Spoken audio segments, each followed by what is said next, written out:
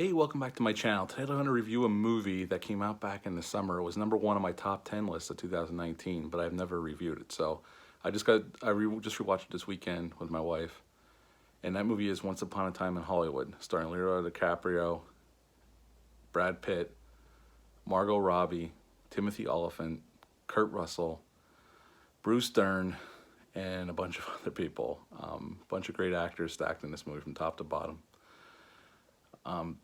Leonardo DiCaprio plays Rick Dalton, a fading Hollywood star. Now, used to do movies, now he's relegated to doing TV shows. His stunt double, played by Brad Pitt, Cliff Booth, and they're kind of buddies.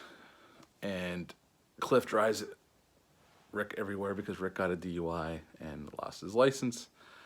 And basically, we meet these two gents, and Rick's having a meeting with a producer, played by Al Pacino, about doing some work for him, and he gives him some advice about going to do some Italian westerns, which he doesn't want to do. And pretty much it's just this movie, and then to top it all off, next door, Roman Polanski and Sharon Tate move in. And Rick's kind of feeling down in the dumps because he realizes his career's on the decline, and he's having a hard time coming to grips with it.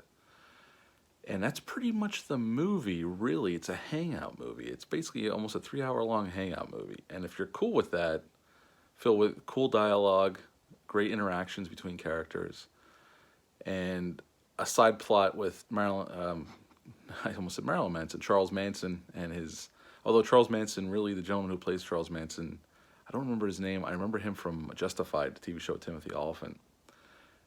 He's a very small role. He's only in the movie for maybe a minute tops. And then his family's in it a little bit more than that. And they have a pivotal role to play, obviously, as the movie goes forward, and especially towards the end. I'm not going to give a lot of spoilers, because this movie's, pretty new, and if you haven't seen it. But I really enjoyed this movie. The acting is fantastic. Leonardo DiCaprio is awesome. So is Brad Pitt. Margot Robbie's great as Sharon Tate. Kurt Russell's great in his small role, and he does some voiceovers in the movie as well. And Kurt Russell's always awesome. Timothy Olyphant's awesome in his small part. Bruce Dern, who replaced Burt Reynolds, was supposed to play that role, but unfortunately Burt Reynolds passed away, so Bruce Dern came in to fill in for him. Michael Madsen's in this movie in a small role. There's a ton of recognizable faces in this movie. And basically, like I said, it's just a hangout movie about these two guys. They show Rick going to work and Cliff staying home and fixing his antenna, TV antenna. But it's basically just a hangout movie. We follow these guys around for a couple days, for a little bit of their lives. And we really get to know them a lot. And then we have this side plot with Sharon Tate, obviously. And we all know how that finished in real life, unfortunately.